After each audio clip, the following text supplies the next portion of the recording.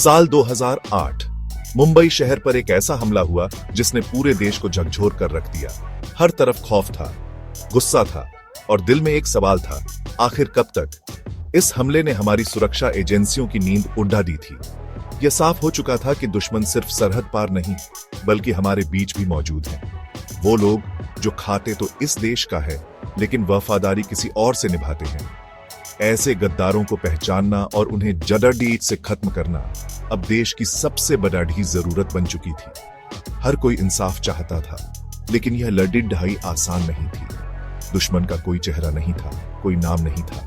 इसी माहौल में देश की सबसे बड़ी खुफिया एजेंसी रॉ के अंदर एक बहुत ही गुप्त योजना तैयार हुई। एक ऐसा मिशन जिसका जिक्र किसी सरकारी फाइल में नहीं होना था। एक ऐसा ऑपरेशन जिसे अंजाम देने के लिए एक ऐसे शख्स की जरूरत थी जिसका कोई वजूद ही ना हो।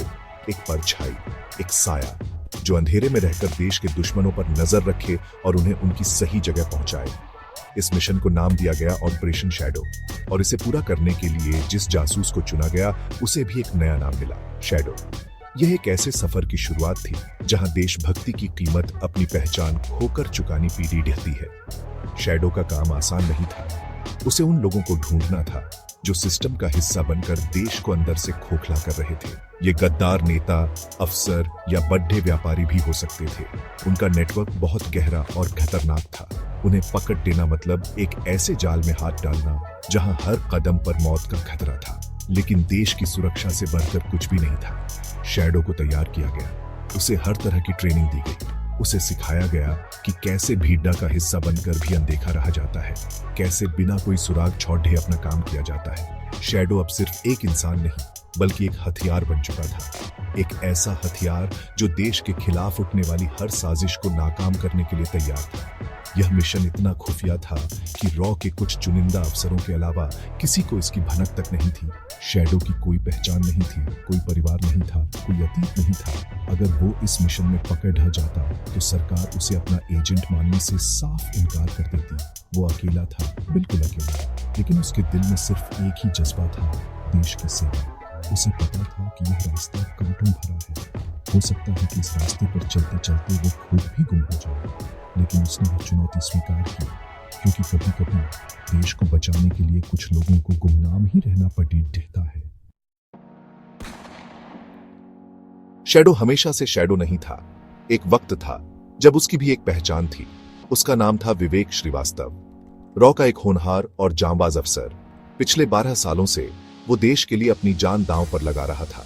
उसने कई खतरनाक मिशनों को अंजाम दिया था, चाहे वो यूरोप में दुश्मनों के नेटवर्क को तोड़ना हो या मिडिल ईस्ट में आतंकियों के मंसूबों को नाकाम करना हो। विवेक ने हमेशा अपनी काबिलियत का लोहा मनवाया। उसका दिमाग कंप्यूटर की तरह तेज था और इरादे चट्टान की तरह मजबूत थे।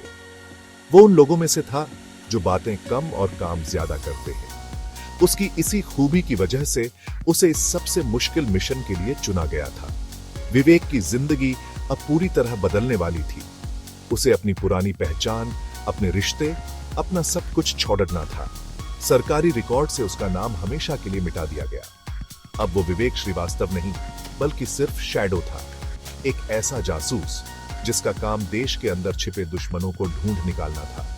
उसका पहला बड़ा मिशन था ऑपरेशन ब्लैक फॉग। इस ऑपरेशन का मिक्सर उन गद्दारों का पर्दाफाश करना था जो ऊंचे पदों पर बैठकर देश की खुफिया जानकारी दुश्मनों तक पहुंचा रहे थे। यह एक ऐसा मकड़जाल था जिसमें कई बड़े नाम शामिल थे। शैडो को पता था कि यह लड़ाई सिर्फ बाहरी दुश्मनों से नहीं बल्कि अपने ही लोगों से है। विवेक यानी कि अब शैडो अपने मिशन में जुट गया। उसने एक नई पहचान बनाई और उन लोगों के बीच अपनी जगह बनानी शुरू कर दी जिन पर उसे शक था। वो कभी एक छोटा मोटा कारोबारी बनता तो कभी किसी नेता का ड्राइवर। वो हर वो रूप बदलता जिससे उसे गद्दारों के करीब जाने का मौका मिले। दिन रात वो सिर्फ अपने मिशन के बारे में सोचता। सोना, जागना, खाना, पीना सब कुछ इसी मिशन का हिस्सा बन गया था। उसने खुद को इस कदर बदल लिया था कि कभी कभी उसे खुद भी याद नहीं रहता था कि वो असल में कौन है। उसकी दुनिया अब सिर्फ अंधेरी गलियों, खुफिया मुलाकातों और सांकेतिक भाषाओं तक सिमट कर रही। अपने 12 साल के करियर में विवेक ने कई बार मौत को करीब से देखा था। उसने विदेशों में दुश्मनों का सामना किया था, लोगों की पहचान छीनी थी, ऑपरेशन ब्लैक फॉग सबसे ज्यादा खतरनाक था। यहाँ दुश्मन अनजान नहीं थे, बल्कि जाने पहचाने चेहरे थे। वो लोग जो टीवी पर देशभक्ति की बड़ी बड़ी बातें करते थे, लेकिन बंद दरवाजों के पीछे देश को बेच रहे थे। शैडो को हर पल साथ अंधेरा करता था। एक छोटी सी भेद थी और सब कुछ खत्म हो सकता था, लेकिन उसके हौसले बुलंद थे। वो जानता था कि इस अंधेरे के पार ही देश के लिए एक नई सुबह का उजाला है। ऑपरेशन ब्लैक फॉग को शुरू हुए लगभग 3 साल बीत चुके थे। इन 3 सालों में शैडो ने अपनी जिंदगी का हर पल इस मिशन को दे दिया था। वो एक परछाई की तरह गद्दारों के पीछे लगा रहा। उसने सबूत जुटाए, उनकी हर साजिश का रिकॉर्ड रखा और धीरे धीरे पूरे नेटवर्क का खाका तैयार कर लिया। यह एक ऐसा नेटवर्क था जिसकी जड़ें सरकार और प्रशासन में बहुत गहरी थीं। शैडो ने पाया कि देश के खिलाफ होने वाली हर बड़ी घटना के पीछे इन्हीं गद्दारों का हाथ था। वो लोग पैसों के लालच में देश की सुरक्षा से जुड़े राज दुश्मनों को बेच रहे थे। शैडो के हाथ एक एक करके कई नाम लगे। कुछ बड़े अफसर, कुछ व्यापारी और कुछ ऐसे लोग जिन पर कोई कभी शक भी नहीं कर सकता था। जैसे जैसे शैडो इस जाल की गहराई में उतरता गया, उसे एक चौंकाने वाली सच्चाई का पता चला। इस पूरे नेटवर्क का सरगना कोई और नहीं, बल्कि देश का एक बहुत बड़ा और ताकतवर मंत्री था। एक ऐसा नेता जिसकी छवि बहुत साफ सुथरी थी और लोग उसे एक नायक की तरह देखते थे। यह कहुलासा किसी भूचाल से कम नहीं था।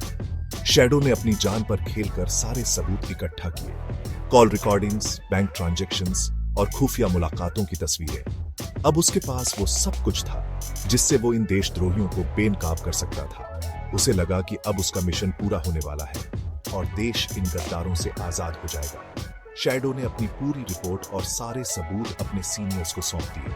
उसे उम्मीद थी कि अब सरकार तुरंत एक्शन लेगी और इन गद्दारों को उनकी सजा मिलेगी, लेकिन जो हुआ वो उसने कभी सपने में भी नहीं सोचा था। जैसे ही उस ताकतवर मंत्री का नाम सामने आया, पूरे सिस्टम में हड़कंप मच गया। सरकार अपनी छवि बचाने के लिए किसी भी हद तक जाने को तैयार थी। उस मंत्री को बचाने के लिए ऊपर से दबाव आने लगा। रॉ के बड़े अफसरों को चुप रहने के लिए कहा गया। अचानक पूरा माहौल बदल गया। जो लोग कल तक शैडो की तारीफ कर रहे थे, अब वही उससे नजरें चुराने लगे। शैडो को यह समझते देर नहीं लगी कि उसके साथ धोखा हुआ है। जिस सिस्टम को बचाने के लिए उसने अपनी पहचान तक मिटा दी, वही सिस्टम अब एक गद्दार को बचाएगा। सरकार ने उस मंत्री पर कोई कार्रवाई करने के बजाय पूरे मामले को दबाने का फैसला किया, लेकिन शैडो अड़ा रहा। उसने कहा कि वो इन सबूतों को दुनिया के सामने लाएगा। सरकार के लिए अब शैडो एक हीरो नहीं, बल्कि एक खतरा बन चुका है। एक ऐसा खतरा जो उनकी पोल खोल सकता था। इसलिए उन्होंने एक बहुत ही घिनौनी चाल चली। उन्होंने शैडो को ही देश का गद्दार घोषित कर दिया। जिस जासूस ने देश के लिए अपना सब कुछ कुर्बान कर दिया, उसी पर देशद्रोह का इल्जाम लगा दिया गया। ऑपरेशन ब्लैक फॉग की सारी फाइलें बंद कर दी गईं और शैडो को एक भगोड़ा करार दे दिया गया। उस पर यह झूठा आरोप लगाया गया कि वो एक डबल एजेंट है जो दुश्मन देश के लिए काम कर रहा था। सरकार और सिस्टम ने मिलकर उसे अकेला छोड़ दिया। उसके अपने ही लोग अब उसके दुश्मन बन चुके थे। उसे जिंदा या मुर्दा पकड़ाने के आदेश जारी कर दिए गए। विवेक श्रीवास्तव, जो देश का एक गुमनाम हीरो था, अब अपनी ही नजरों में गिर चुका था। उसे इस बात का दुख नहीं था कि उसे अपनी जान बचानी पीडीडीएच रही है, बल्कि इस बात का था कि उसकी देशभक्ति पर सवाल उठाया गया था। विवेक को जिंदा रहने के लिए भागना पड़ी था। वो अंधेरे में खो गया, ठीक वैसे ही जैसे एक परछाई खो जाती है। उसने खुद को दुनिया की नजरों से पूरी तरह छिपा लिया। इन 10 सालों में वो एक जिंदा लाश की तरह जीता रहा। उसके दिल में सिर्फ एक आग जल रही थी, धोखे की आग, बेइज्जती की आग और बदले की आग। वो इंतजार कर रहा था एक सही मौके का। वो जानता था कि एक दिन सच्चाई जरूर सामने आएगी। वो जानता था कि जिन गद्दारों को उसने बेनकाब करने की कोशिश की थी, वो चुप नहीं बैठेंगे। और वो दिन आ ही गया। 10 साल बाद 2025 में देश एक बार फिर दहल उठा। दिल्ली में एक के बाद एक कई बम धमाके हुए। इन धमाकों के पीछे उन्हीं लोगों का हाथ था जिन्हें शैडो ने 10 साल पहले पहचानने की कोशिश की थी। वो गद्दार अब और भी ताकतवर हो चुके थे। सिस्टम पर उनकी पकड़ी और भी मजबूत हो गई थी। लेकिन उन्होंने एक गलती कर दी थी। उन्होंने शैडो को मरा हुआ समझ लिया था। इन धमाकों की खबर ने शैडो के अंदर सोए हुए जासूस को फिर से जगा दिया। अब उसके दिल में सिर्फ एक ही मकसद था, इंसाफ नहीं, सफाया। वो समझ चुका था कि इस सिस्टम से न्याय की उम्मीद करना बेकार है। अब उसे खुद ही जज, जूरी और जल्लाद बनना होगा। 10 साल की गुमनामी ने विवेक को और भी खतरनाक बना दिया था। अब वो रॉ का एजेंट नहीं था। अब वो किसी नियम या कानून से बंधा नहीं था। वो एक परछाई था जो सिर्फ अपना हिसाब बराबर करने वाला था। उसका मिशन अब सिर्फ देश के दुश्मनों को ढूंढना नहीं, बल्कि उन्हें चुन चुनकर खत्म करना था। वो उन सभी लोगों के लिए एक बुरा सपना बनकर लौटा था जिन्होंने उसके साथ और इस देश के साथ गद्दारी की थी। शैडो की वापसी हो चुकी थी और इस बार देश के गद्दारों का अंत निश्चित था, क्योंकि जब इंसाफ का तराजू झुक जाए तो एक साए को ही उसे सीधा करना पड़ता है।